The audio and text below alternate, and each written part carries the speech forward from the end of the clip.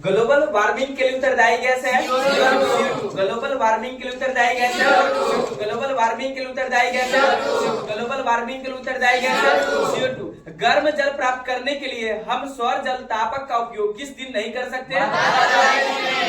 बादल वाले दिन में। सही है। गर्म जल प्राप्त करने के लिए हम सौर जल तापक का उपयोग किस दिन नहीं कर सकते? बादल वाले दिन में। सही है। ईंधन है CNG, LPG, लकड़ी। सही है। ईंधन है CNG, LPG और लकड़ी। क्या क्या है? ईंधन है CNG, LPG, लकड़ी। CNG, LPG और लकड़ी। नेक्स्ट क्वेश्चन, कौन बायोगैस ईंधन का स्रोत है? कौन बायोगैस ईंधन का स्रोत है? लकड़ी, गोबर गैस और कोयला। सही है। कौन बायोगैस ईंधन का स्रोत है? लकड़ी, गोबर गैस और कोयला। सही है। कौन बायोगैस ईंधन का स्रोत है? लकड़ी, गोबर गैस और कोयला। सही है। बताना है किलोवाट घंटा मात्रक है ऊर्जा का। किलोवाट घंटा मात्रक है ऊर्जा का। किलोवाट घंटा मात्रक है किलोवाट घंटा मात्रक है किलोवाट घंटा मात्रक है किलोवाट घंटा मात्रक है किलोवाट घंटा मात्रक है किलोवाट घंटा मात्रक है ऊर्जा का। किलोवाट घंटा मात्रक है ऊर्जा का। सही है। बताना है आप कचरा को निपटाने की समस्या कम करने में क्या योगदान कर सकते हैं? गलत आदतों एवं इस्तेमाल के तरीकों में बदलाव लाकर। सही है। आप कचरे को निपटाने की समस्या कम करने में क्या योगदान कर सकते हैं? गलत आदतों एवं इस्तेमाल के तरीकों में बदलाव लाकर। सही है। गोबर गैस संयंत्र से प्राप्त बायोगैस का मुख्य घटक क्या है? मीथेन है। सही है। बताना। नेक्स्ट क्वेश्चन, 1 मीटर एम्पियर बराबर होता है 10 के पावर -3 एम्पियर। सही है। 1 मीटर एम्पियर बराबर होता है 10 के पावर -3 एम्पियर। दिल्ली परिवहन की बसों में प्रयुक्त CNG का मुख्य घटक क्या है? मीथेन। दिल्ली परिवहन की बसों में प्रयुक्त CNG का मुख्य घटक क्या है? दिल्ली परिवहन की बसों में प्रयुक्त CNG का मुख्य घटक है मीथेन। दिल्ली परिवहन की बसों में प्रयुक्त CNG का मुख्य घटक है मीथेन। दिल्ली परिवहन की बसों में प्रयुक्त CNG का मुख्य घटक है मीथेन। दिल्ली परिवहन की बसों में प्रयुक्त CNG का मुख्य घटक है मीथेन। दिल्ली परिवहन की बसों में प्रयुक्त CNG का मुख्य घटक है मीथेन। दिल्ली परिवहन की बसों में प्रयुक्त CNG का मुख्य घटक है मीथेन। उसके बाद 1 मीटर एम्पियर बराबर होता है 10 के पावर -3 एम्पियर। 1 मीटर एम्पियर बराबर 10 के पावर -3 एम्पियर। 1 मीटर एम्पियर बराबर होता है 10 के पावर -3 एम्पियर। 1 मीटर एम्पियर बराबर होता है 10 के पावर -3 एम्पियर। यूरेनियम 235 की कम से कम मात्रा को उसके स्वतः ही विस्फोटित होने के लिए आवश्यक होती है क्रांतिक मात्रा कहलाती है। यूरेनियम 235 के लिए इनका मान लगभग कितना होता है? 1 किलोग्राम। 1 किलोग्राम होता है। सही है। यूरेनियम 235 की कम से कम मात्रा को उसके स्वतः ही विस्फोटित होने के लिए आवश्यक होती है क्रांतिक मात्रा कहलाती है। यूरेनियम 235 के लिए इसका मान लगभग होता है 1 किलोग्राम। 1 किलोग्राम। यूरेनियम 235 की कम से कम मात्रा को जो उसके स्वतः ही विस्फोटित होने के लिए आवश्यक होती है क्रांतिक मात्रा कहलाती है। यूरेनियम 235 के लिए इसका मान लगभग होता है 1 किलोग्राम। 1 किलोग्राम। 1 किलोवाट घंटा मात्रक है ऊर्जा का। 1 किलोवाट घंटा मात्रा क्या है? ऊर्जा का। किलोवाट घंटा मात्रा क्या है? ऊर्जा का। किलोवाट घंटा मात्रा क्या है? किलोवाट घंटा मात्रा क्या है?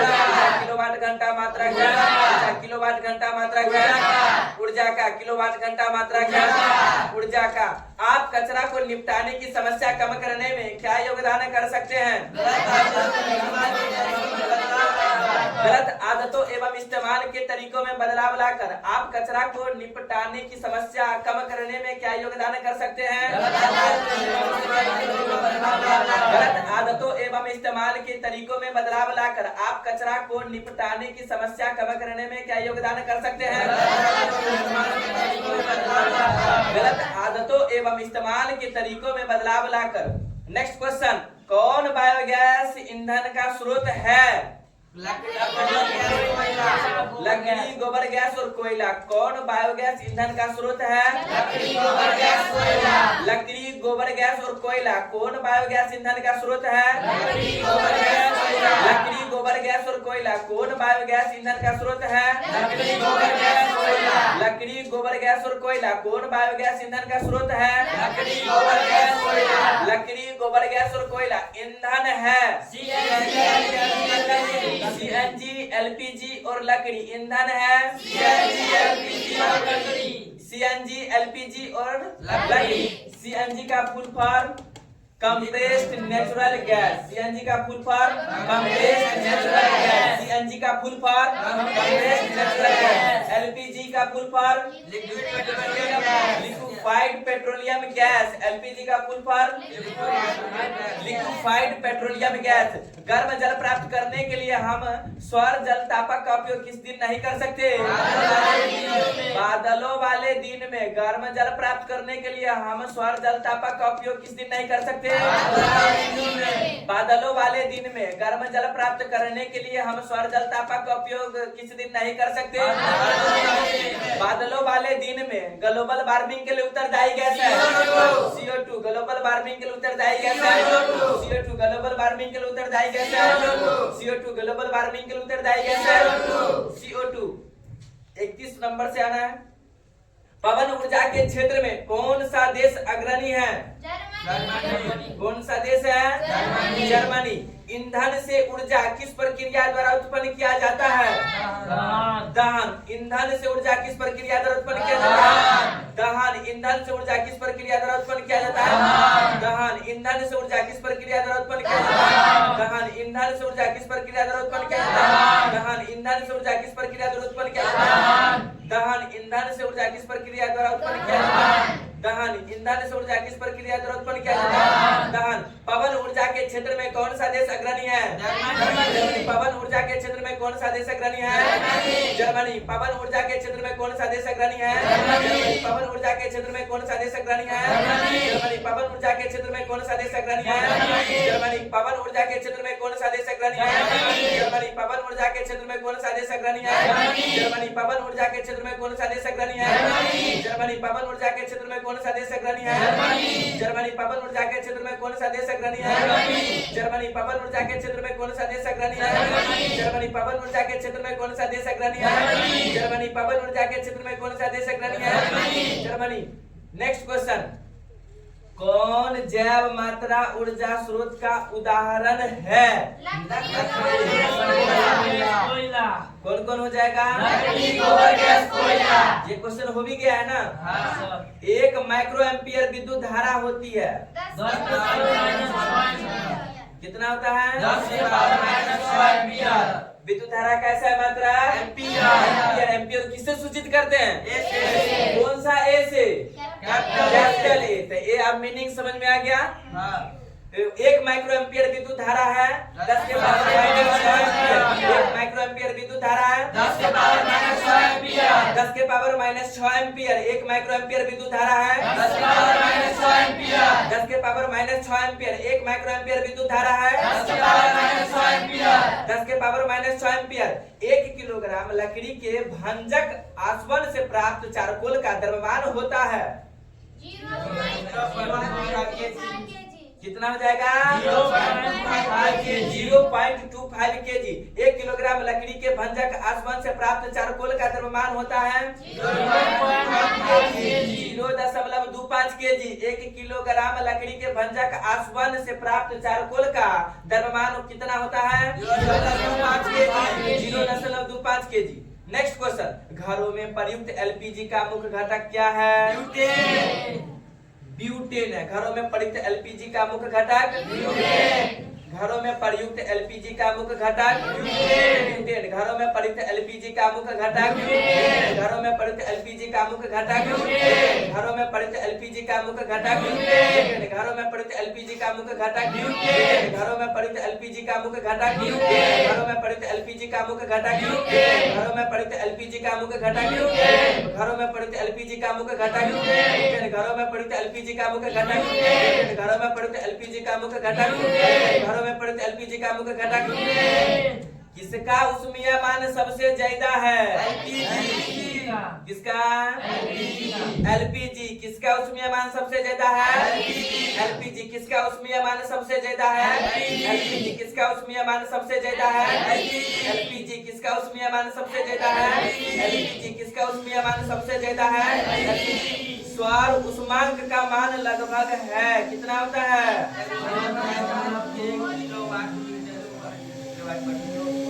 1.4 यानी 1.4 किलो वाट प्रति मीटर स्क्वायर।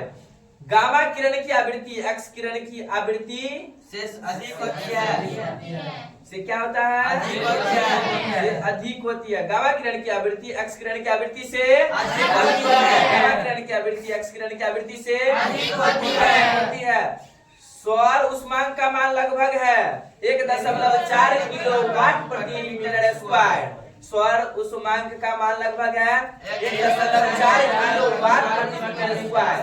सौर उष्मांक का मान लगभग है 1.4 किलो वाट प्रति मीटर स्क्वायर। किसका उष्मीयमान सबसे ज्यादा है? एलपीजी। किसका उष्मीयमान सबसे ज्यादा है? एलपीजी। किसका उष्मीयमान सबसे ज्यादा है? एलपीजी। किसका उष्मीयमान सबसे ज्यादा है? एलपीजी। प्रकृति से प्राप्त यूरेनियम में यूरेनियम 235 तथा यूरेनियम 238 की प्रतिशत मात्रा क्रमशः होती है 0.7 या 99.3, 0.7 और 99.3। 92 यानी कि यूरेनियम की जो परमाणु संख्या होती है वो 92 होती है और उसका द्रव्यमान जो होता है 235 होता है कि एक नाभिक में प्रोटॉन तथा न्यूट्रॉनों की संख्या क्रमशः होती है। कितना कितना होता है? 92 या 235। आप मेरी बात ध्यान से सुनना है कि परमाणु संख्या जो होता है वो 92 क्या है? यूरेनियम की परमाणु क्रमांक यानी परमाणु संख्या है। परमाणु संख्या जो होता है प्रोटॉन की संख्या के आपस में बराबर होता है, इसलिए 92 और प्रोटॉन की संख्या क्या है? 92। जैसे हाइड्रोजन का 1 होता है, हाइड्रोजन का कितना होता है? 1 होता है। परमाणु क्रमांक कितना? 1 यानी परमाणु संख्या 1, ठीक है। और द्रव्यमान ऊपर में लिखा हुआ रहता है। द्रव्यमान किस क्या लिखा हुआ रहता है? ऊपर में, यानी जिसका एटॉमिक वेट बोलते हैं। तो यूरेनियम जो कितने नंबर स्थान पर का है?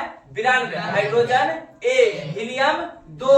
ऐसे वाले में यूरेनियम जो है कितने नंबर का तत्व है? 92 नंबर का। जो परमाणु क्रमांक यानी परमाणु संख्या दोनों बातें सेम है। परमाणु क्रमांक यानी परमाणु संख्या क्या होता है? दोनों सेम होता है। तो वो जो परमाणु संख्या है यूरेनियम की परमाणु संख्या 92, यूरेनियम की परमाणु संख्या 92। और जो परमाणु संख्या जो होता है ना वो प्रोटॉन की संख्या के बराबर होता है। किसके संख्या के बराबर? प्रोटॉन की संख्या। तो परमाणु संख्या तो हमको दिया गया है यूरेनियम का कितना? 92। तो प्रोटॉन की संख्या कितना? 92। अब न्यूट्रॉन की संख्या कैसे निकलता है? सो ध्यान से सुनना है। निकलता है कैसे? यूरेनियम है, यूरेनियम का परमाणु संख्या दिया हुआ है 92, द्रव्यमान संख्या कितना है? 235। 235 में से 92 घटा देंगे ना तो न्यूट्रॉन की संख्या निकल जाएगा। कैसे निकल जाएगा?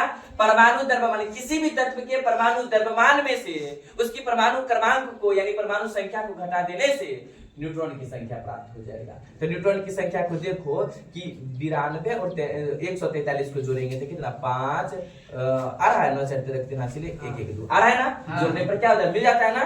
जोड़ने पर मिल जाएगा। बात समझ में आया या नहीं आया? आया ना? परमाणु क्रमांक जो होता है ना प्रोटॉन की संख्या के आपस में बराबर होता है। न्यूट्रॉन की संख्या कैसे निकलेगा? ऊपर वाला मान यानी परमाणु द्रव्यमान और उसका जो परमाणु क्रमांक जिस नंबर का वो आपस में घटा देने पर न्यूट्रॉन की संख्या निकल जाता है। समझ में आया? चलो तो आगे बढ़ते हैं। पवन विद्युत जनित्र में पवन की चाल किससे कम कितनी होनी चाहिए? कितना दिया गया है? यानी कम से कम कितना होना चाहिए? 15 किलोमीटर प्रति घंटा। पवन विद्युत जनित्र में पवन की चाल कम से कम होनी चाहिए 15 किलोमीटर प्रति घंटा। पवन विद्युत जनित्र में पवन की चाल कम से कम 15 किलोमीटर प्रति घंटा। तरंग दैर्घ्य को सामान्यतः व्यक्त किया जाता है किसमें? मीटर में। आगे आ जाओ। पवन चक्की के कार्य करने हेतु आवश्यक पवन वेग होता है। कितना होता है? 15 किलोमीटर प्रति घंटा। वही बात है ना? पवन चक्की के कार्य करने हेतु आवश्यक पवन वेग होता है 15 किलोमीटर प्रति आवर। पवन चक्की के कार्य करने हेतु आवश्यक पवन वेग है 15 किलोमीटर प्रति घंटा। जीवाश्म ईंधन का उदाहरण है पेट्रोलियम और कोयला। यहाँ पर दिया था पेट्रोलियम और कोयला आंसर हो जाएगा। और बताना कौन जीवाश्म ईंधन है तो नहीं को मिटा देना है, कौन जीवाश्म ईंधन है? कोयला,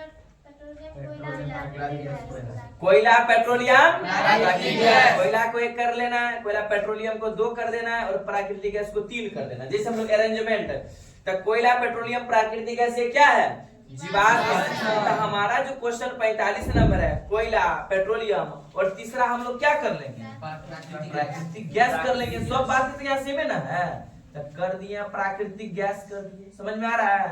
चलो, जीवाश्म ईंधन का उदाहरण है कोयला, पेट्रोलियम, प्राकृतिक गैस। जीवाश्म ईंधन का उदाहरण है कोयला, पेट्रोलियम, प्राकृतिक गैस। जीवाश्म ईंधन का उदाहरण है कोयला, पेट्रोलियम, प्राकृतिक गैस। जीवाश्म ईंधन का उदाहरण है कोयला, पेट्रोलियम, प्राकृतिक गैस। जीवाश्म ईंधन का उदाहरण है कोयला, पेट्रोलियम, प्राकृतिक गैस। जीवाश्म ईंधन का उदाहरण है कोयला, पेट्रोलियम, प्राकृतिक गैस। जीवाश्म ईंधन का उदाहरण है कोयला, पेट्रोलियम, प्राकृतिक गैस। फिजिक्स का बुक लो, बोलिए लेकर जल्दी दो।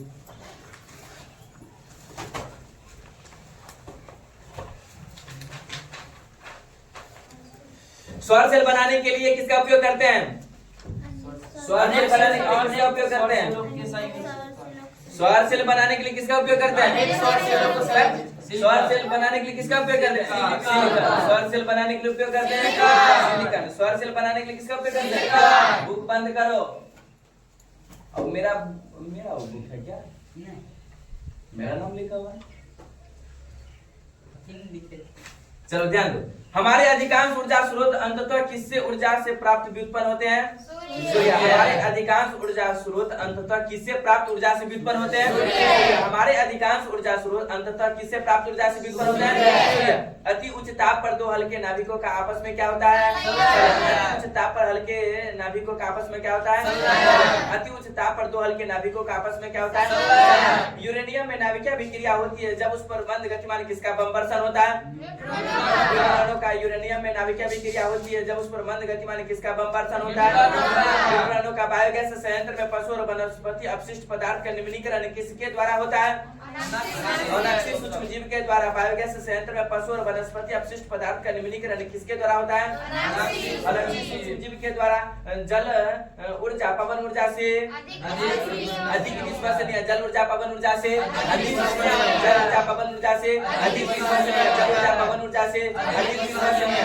सौर ऊर्जा को सीधे विद्युत में बदलने वाली युक्ति को सौर ऊर्जा को सीधे विद्युत में बदलने वाली युक्ति को सौर ऊर्जा को सीधे विद्युत में बदलने वाली युक्ति को सौर ऊर्जा को सीधे विद्युत में बदलने वाली युक्ति को सौर ऊर्जा को सीधे विद्युत में बदलने वाली युक्ति को सौर ऊर्जा को सीधे विद्युत में बदलने वाली युक्ति को जल ऊर्जा पवन ऊर्जा से ग्लोबल वार्मिंग के लिए उत्तरदायी गैस ग्लोबल वार्मिंग के लिए उत्तरदायी गैस।